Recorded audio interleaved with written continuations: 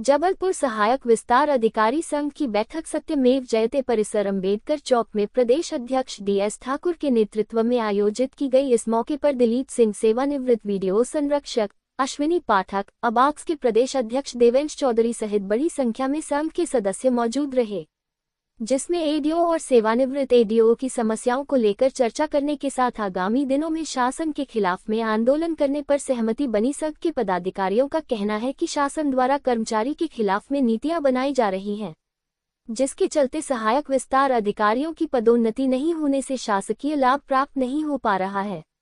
2016 में समिति द्वारा आरक्षण को लेकर पदोन्नति देने की सिफारिश की गई थी, जिसकी लेकर आज तक प्रदेश सरकार द्वारा पदोन्नति नहीं दी जा रही है। वही चतुर्थ और तृतीय श्रेणी कर्मचारी को भी समयमान वेतनमान का भी भुगतान शासन द्वारा नहीं किया जा रहा है। इन समस्याओं को लेकर बैठक में चर्चा करने के साथ आगामी दिनों में शासन के खिलाफ में आंदोलन करने की रणनीति भी तैयार की गई है।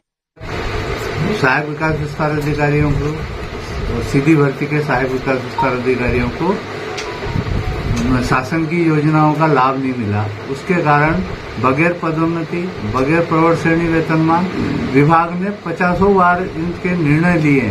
प्रवर श्रेणी वेतनमान का 90-91 निर्णय लेने के बाद भी उस प्रपोजल के अगेंस्ट में विभागीय अधिकारियों कर्मचारियों की हठधर्मिता के कारण वो सब वंचित है।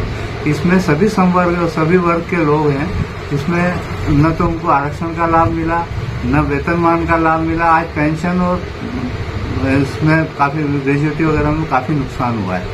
अब शासन चूंकि जीरो टॉलरेंस पे काम करती है और कागजों के फाइलों में से कागज गायब हुए हैं, सूचना आयोग तक रिपोर्टें गई हैं, वहां तक जानकारी देने के निर्णय होने के बाद भी जानकारी नहीं दे रहे हैं या झूठी जानकारियां दे रहे हैं। जो फाइलें 28/11/2014 तक के लिए 2014 में जुलाई 14 तक नोटिंग की हुई है, वो फाइल को 28/11 की आग में जलना बता रहे हैं। तो इसे छद्म जो व्यू रचना या त्रुटिपूर्ण कार्य कर रहे हैं भ्रष्टाचार के, तो ये पराकाष्ठा है। विभाग के अधिकारियों को माननीय मंत्री महोदय से निवेदन है, सरकार के आला अधिकारियों से निवेदन है कि इस पर अधिक ध्यान दें और हम लोगों को प्रताड़ना से मुक्त करें।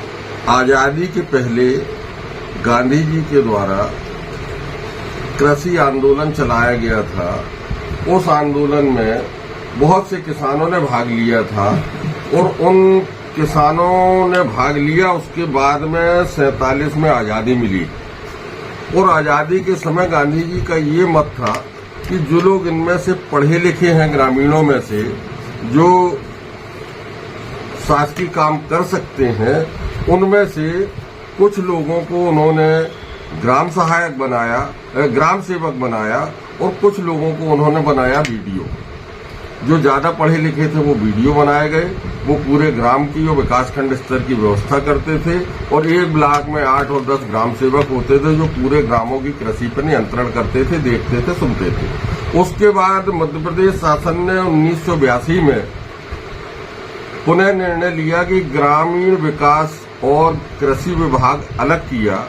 उसमें से कृषि विभाग में जो मैट्रिक पास और 8वीं पास के लोग जो पहले भर्ती हुए थे वो कृषि विभाग में चले गए और उसके बाद में स्नातक स्तर से स्नातक के द्वारा स्नातक पढ़े हुए लोगों की भर्ती उन्होंने ग्रामीण विकास विभाग में ग्राम सेवक के पद पर की, जिनका उस समय वेतनमान 635 रुपये रखा गया।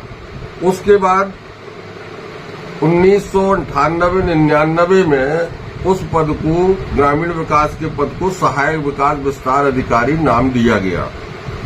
उसके बाद ये चलता रहा कार्यक्रम और आगे बढ़ते बढ़ते स्थिति ये आई कि ये सारे लोग आज आधे रिटायर हो गए और आधे रिटायर की स्थिति में हैं, किंतु उनके वेतनमान में कभी कोई सुधार नहीं हुआ है और न ही उनको शासन के दी हुई समयमान वेतनमान, क्रमोन्नत वेतनमान का लाभ दिया गया है। सहायक विकास विस्तार अधिकारी संघ के प्रांत अध्यक्ष माननीय DS ठाकुर जी के नेतृत्व में आज ये जो बैठक आयोजित की गई है, उसमें हमारे कार्यरत एडीओ एवं सेवानिवृत्त एडीओ भी शामिल हैं।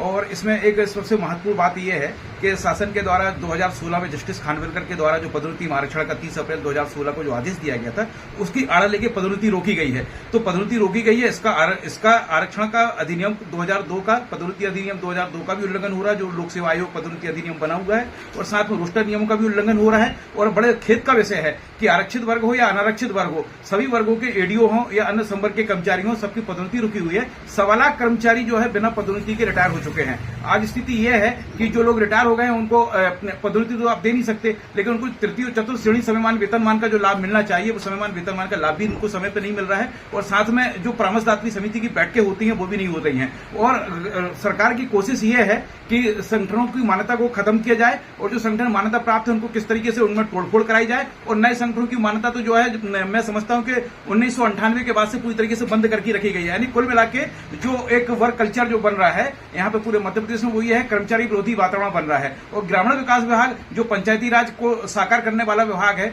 और जिस पंचायती राज के बड़े बड़े दावे किए जाते हैं हमारे रहनुमाओं के द्वारा, तो उसमें कार्यरत जो हमारा जमीनी स्तर पर काम करने वाला जो अमला है, उस अमले की उपेक्षा पूरी तरीके से जारी है। उसके खिलाफ यह बैठक है और एक एक्शन प्लान बनाने की तैयारी है, ताकि शासन से हमारी मांग है कि इनको समय पे जो है आप जो है सुप्रीम कोर्ट के द्वारा कोई पदोन्नति पर रोक नहीं लगाई गई है, लेकिन सरकार नहीं चाहती कि किसी को पदोन्नति दे, ताकि आउटसोर्सिंग के माध्यम से वो भर्ती करे वो, और उन पदों को वो खत्म करे। सुपर न्यूमरेरी पद घोषित करने की प्रथा जो है 30% पदों की जो है दिग्विजय सिंह के समय में हुई थी, लेकिन वर्तमान सरकार भी उसी प्रथा को जारी रखी हुई है और एक कर्मचारी विरोधी वातावरण में लिप्त है। इसलिए हम इसका विरोध करते हैं, इसका खंडन करते हैं, और साथ ही अपेक्षा करते हैं कि सरकार जो है संवेदनशीलता का परिचय देगी कर्मचारियों के मामले में।